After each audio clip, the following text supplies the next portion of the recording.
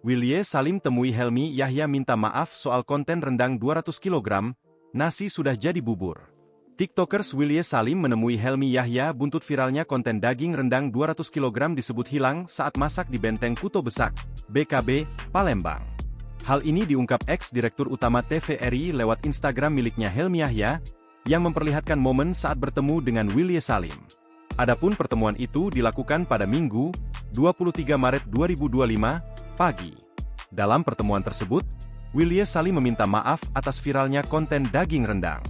Helmi Yahya mengatakan kegiatan yang dilakukan Wilye Salim tidak dipersiapkan matang. Menurutnya, kegagalan itu hal biasa namun berisiko. Itu biasa dalam sehari-hari. Dalam berbisnis juga, kadang-kadang rencananya tidak matang atau gagal itu mengakibatkan kerugian. Kalau kerugian bagi diri sendiri it's okay, tetapi ini kerugian bagi satu masyarakat besar Palembang, tuturnya. Ia pun menyayangkan Wilye Salim yang memasak rendang. Padahal banyak kuliner lain khas Palembang yang bisa dimasak dengan cepat. Kendati begitu, Helmi Yahya menilai konten Wilye Salim tersebut settingan. Ia pun menyarankan sang TikToker untuk meminta maaf kepada masyarakat Palembang. Download Tribun X sekarang, menghadirkan lokal menjadi Indonesia.